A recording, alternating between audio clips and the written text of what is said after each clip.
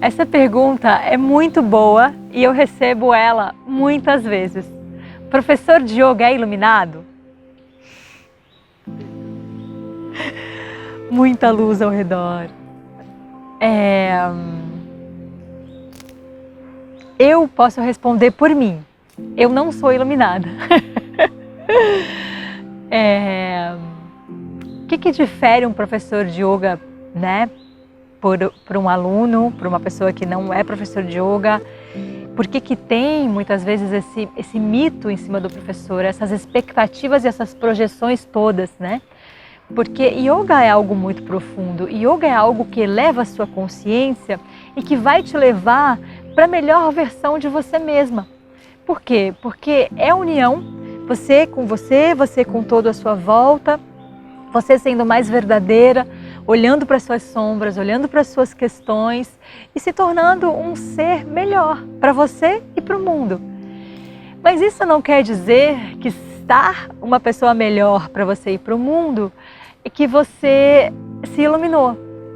Muito pelo contrário, às vezes, para você estar uma pessoa melhor para você, num primeiro momento, você vai precisar, às vezes, se afastar daquilo que te confunde e vai ter que falar alguns nãos para algumas pessoas, para algumas práticas, para algumas coisas. E muitas vezes você vai ter que bater o pé e você vai ter que ter umas atitudes mais firmes. E existe um mito muito grande que o professor de yoga é iluminado porque ele é bonzinho, ele só sorri, ele não se zanga, ele não grita, ele não perde as estribeiras, ele não sofre, ele não fica doente, ele está imune a todas as coisas do universo.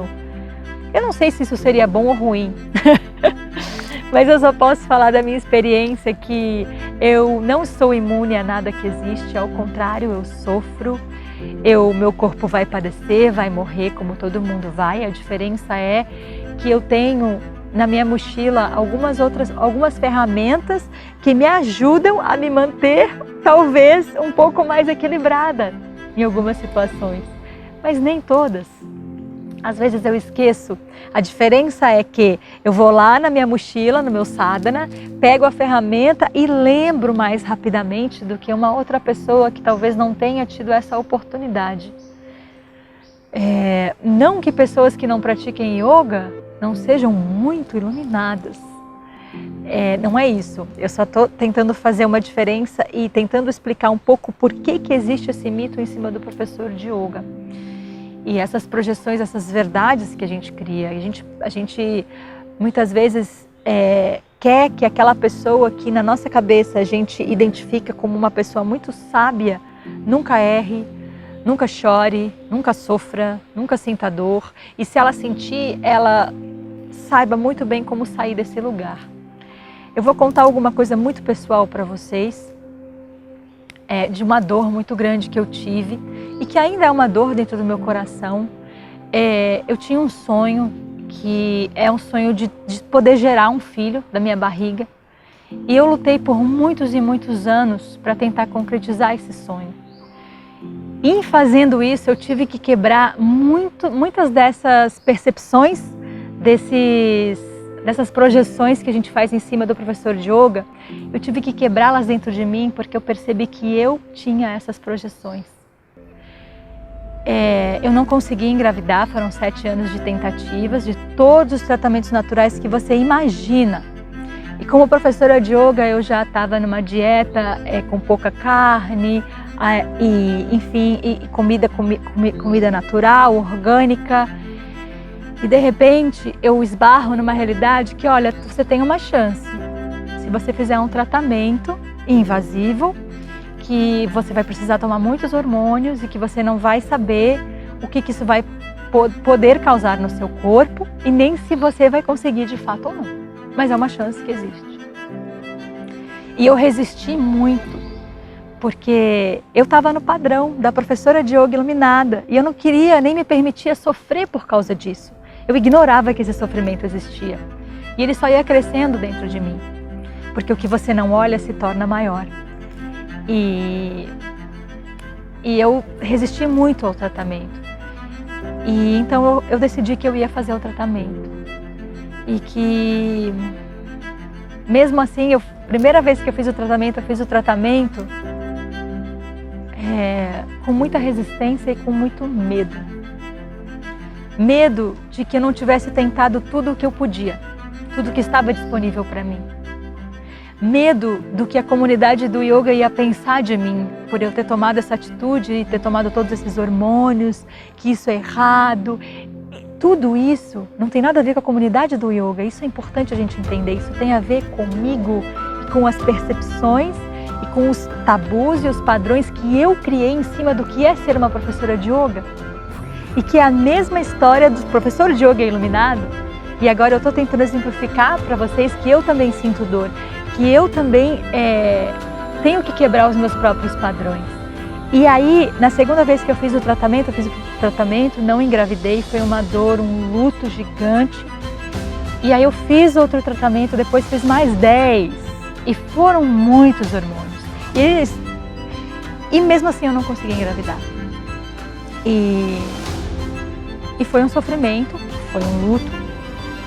Eu me afastei um pouco da prática física porque eu me sentia exausta. E eu me afastei da prática física por muito tempo.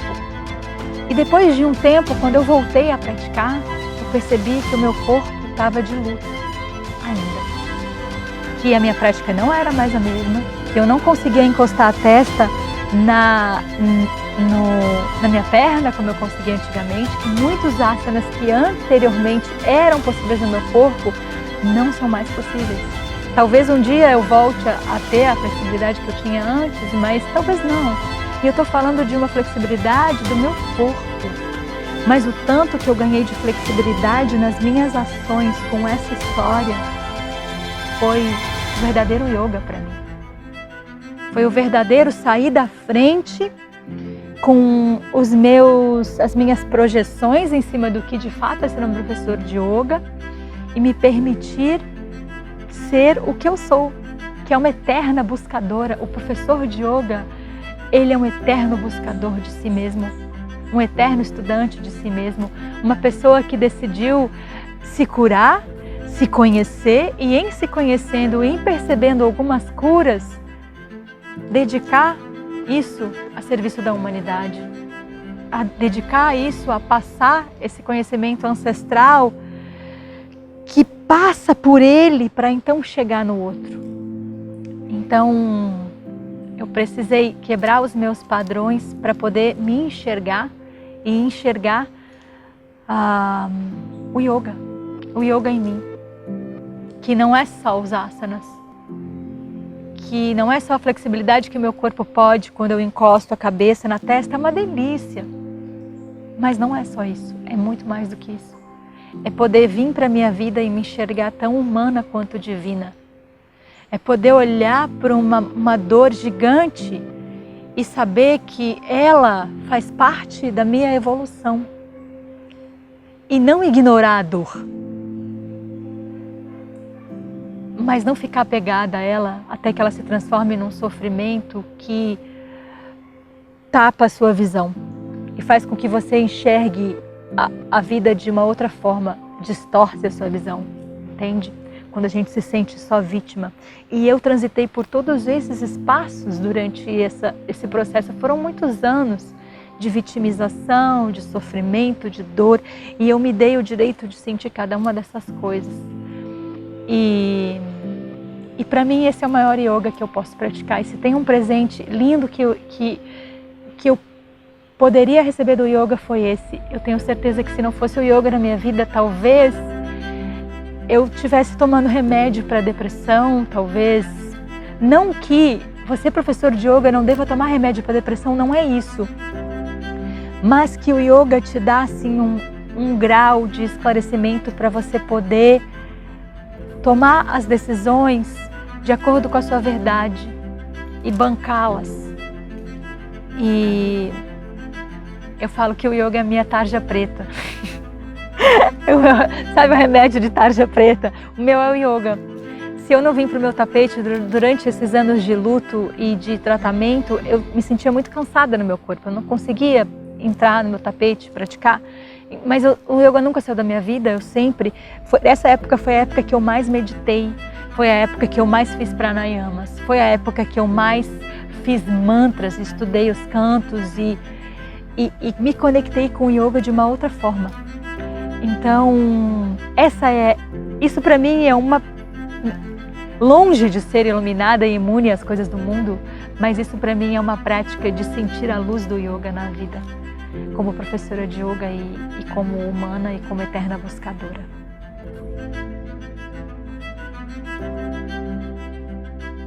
Medo é uma grande questão.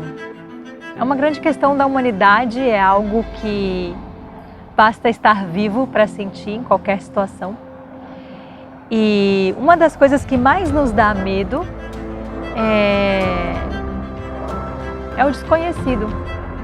E quando a gente começa a dar aulas de yoga, e eu tiro por mim, é algo desconhecido, é algo que a gente não domina ainda, portanto não é confortável.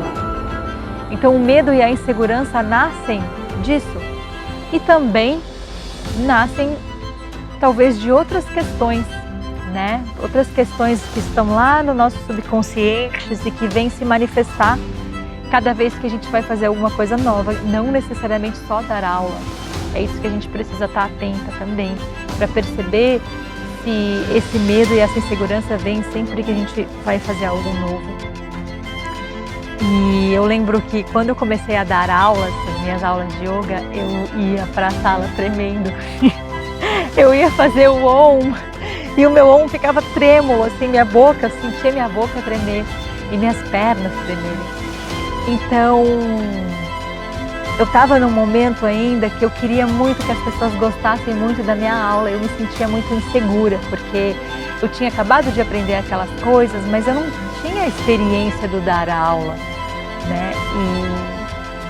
E o meu maior termômetro se a minha aula estava boa ou não, porque eu não tinha muita experiência nem no yoga para mim, na minha vida, eu tinha uma experiência, mas ainda era muito pequena e eu achava que eu devia saber muito mais do que eu sabia, eu achava que eu devia fazer todos os asanas impecavelmente, que eu devia conseguir meditar, que eu devia já ter entrado em samadhi, que eu devia saber muito mais do que eu sabia.